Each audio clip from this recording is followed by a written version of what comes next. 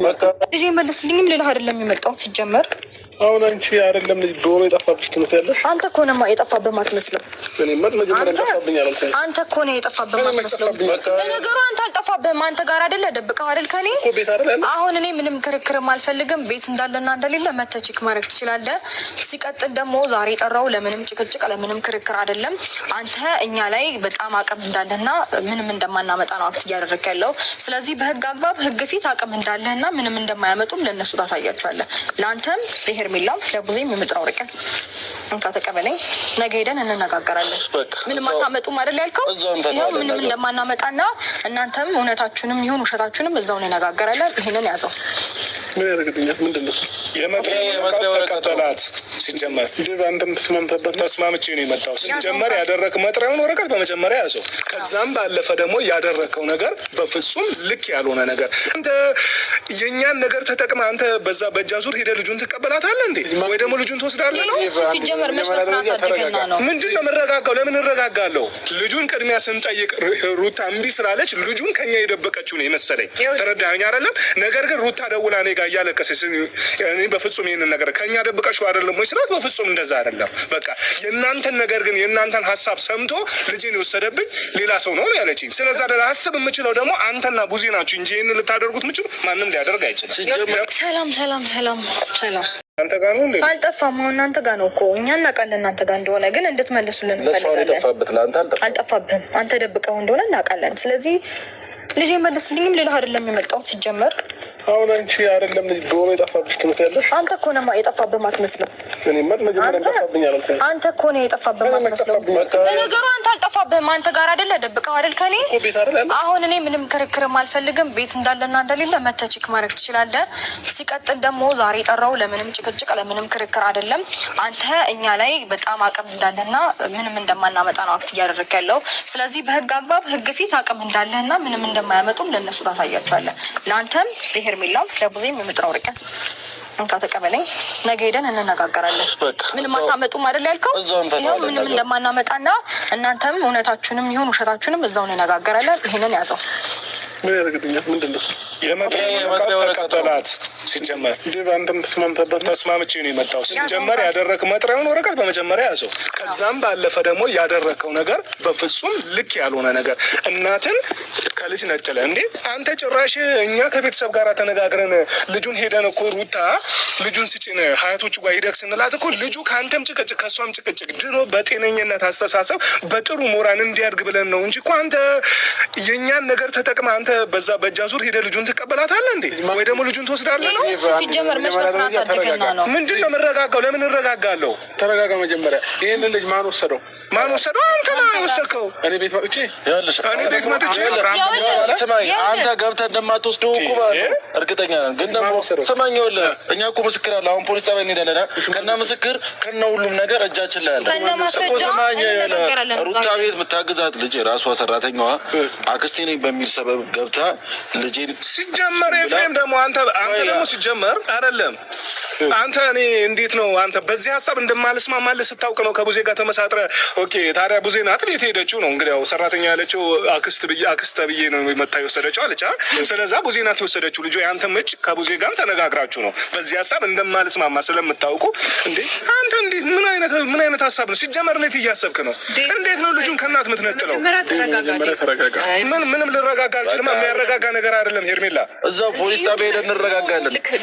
ልጅ ተባለ እኮ ዛሬ አይደለም አይደል? እንዴ 4 ቀን ነው አይደል? ልክ ነሽ። እስካሁን ሰዓት ለምን አብርሃምን ለመውቀስ ዛሬ ነው እንዴ ነገሮች ወይም ደግሞ ልታምናቸው የቻልከው ዛሬ ነው?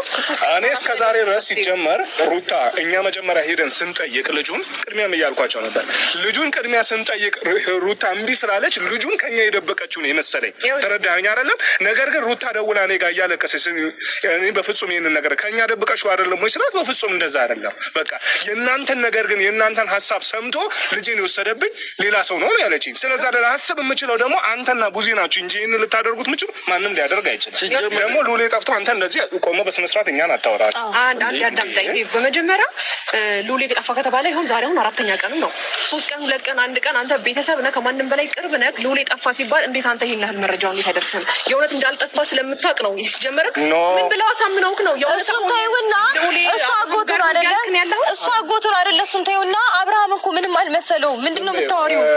ለነገሩ እናንተ ስለሆነ ያደረጋችሁት ምንም አይመስላችሁም። ኦፍ ኮርስ ትክክል ነሽ። እንዳትነካቻቸው አላውቅም። ጭራሽ ዴቭንም ጨመረችው። ዴቭ አንተንም ጨምረህ ነው። ምንድነው የምትጨምረኝ? እኔ እውነታውን ነው የምፈልገው። ምንድነው የምትጨምረኝ? ዴቭ እኮ ትልቅ ሰው ነው። ሲጀመር ደግሞ አይደለም ምን ጨመረችው አልጨመረችው ምን ውስጥ ነው የምትጨምረው? አሁን የማይሆን አመለካከት ነው። እንደ ራስህ ነው የሚመስለው አይደለ? እንዴ እዚች ጋር ማንንም ደግፎ ማንም የለም። ከእውነት ጎን ነው የቆመው።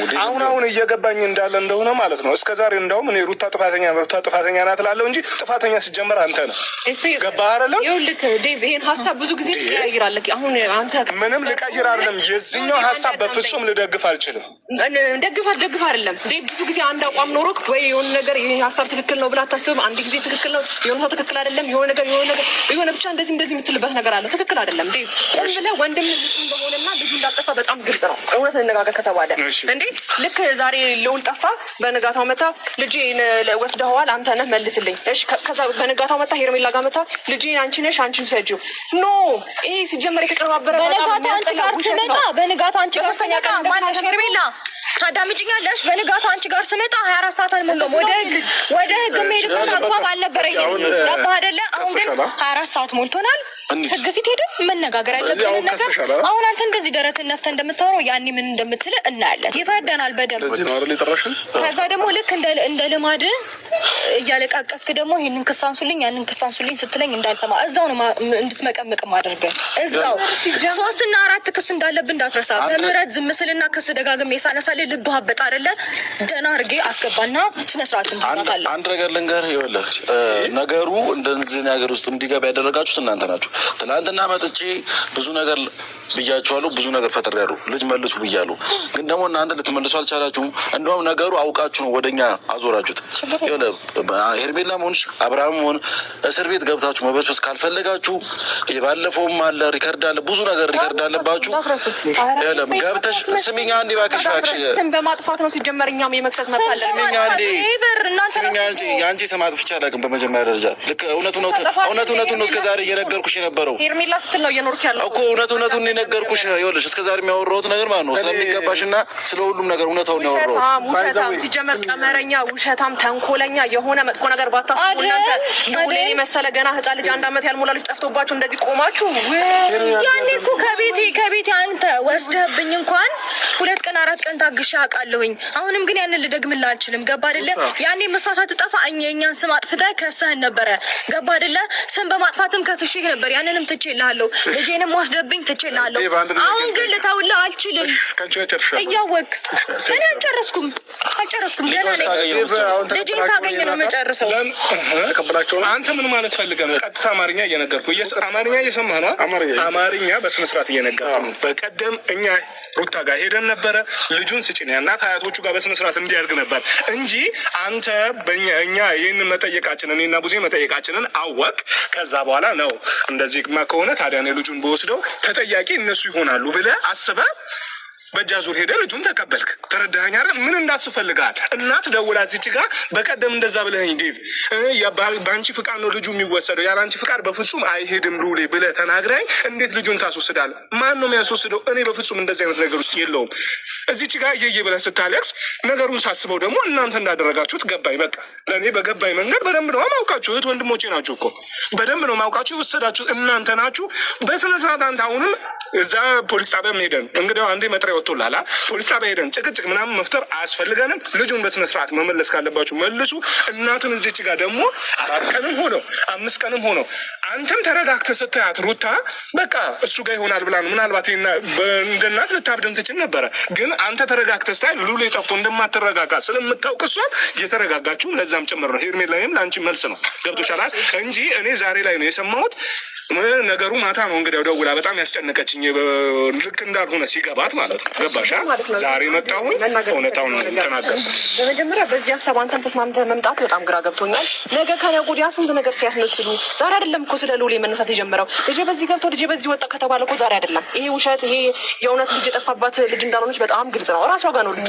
ከዛ ባለፈ አንዴ ኤፍሬም ብጨርስ፣ ከዛ ባለፈ ነገ ከነገ ወዲያ ምንም ችግር የለውም። ከሳምንት ወይ ከ15 ቀን በኋላ መታ ተጫወትንባችሁ የሆነ ስማችሁን እናንተ ተበቀልኳችሁ ነገር እንደምትል ያኔ ግን አንተ ታፍራለህ። ኤፍሬም ይቅርታ ዴቭ፣ በዛ ታይም ታፍራለህ።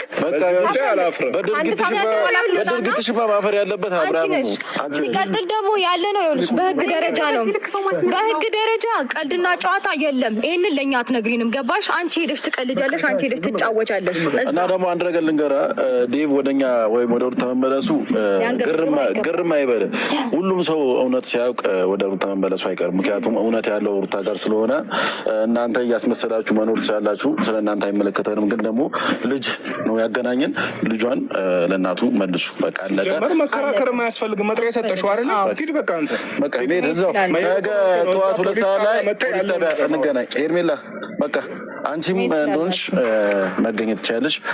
ሂዱ በቃ መሄድ ትችላላችሁ። ግን እናንተ እንዳትገቡ በኋላ እሺ፣ በሀሰት መረጃ እስኪ አንተ ጀግና ነህ። እስር ቤት ካስገባ እዛው ገብተህ እያለቀስክ ነው የምትቀረው። እሰራልሃለሁ። አሁን ምን እያሉ እንደሆነ ታውቃለህ? በልጄ እንዲህ አይነት ቀዳጊ አላውቅም። ልጅ ቢጠፋ ኖሮ እንደዚህ አይሆኑም ነበር፣ ወይም ደግሞ ሩታ እንደዚህ አትሆኑም ነበር እያሉ ያተሉ።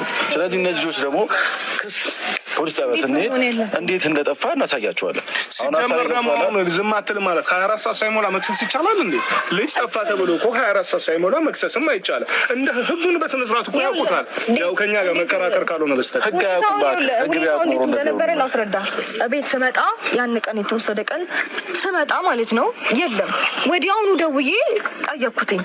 እየመጣው ነው ጠብቂኝ አለኝ። አገኘሁት፣ አወራሁት፣ አረጋግጣለሁ ከቡዜ ጋር እንደሆነ ምናምን አልሻ አይደለ አረጋግጣለሁ፣ ደውልላታለሁ አለኝ። ፊት ለፊት ሲደውል ስልኳ ዝግ ነበረ። ከመጀመሪያው ቀን ጀምሮ ያለውን ነገር ላስረዳ ነው። በማግስቱ 24 ሰዓት ሳይሞላው ሄርሜላን አገኘኋት። ሁለቱም ስልክ ስላጠፉብኝ ቡዜም አብርሃምን ሁለቱም ስልክ ስላጠፉብኝ ሄርሜላን አገኘኋት። ያኔ መክሰስ አልችልም። ቢኮዝ 24 ሰዓት አልሞላውም። ህግም አይቀበለኝም። ፖሊስ የሚሄን ሪፖርት ሊጽፍልኝ አይችልም። ገባ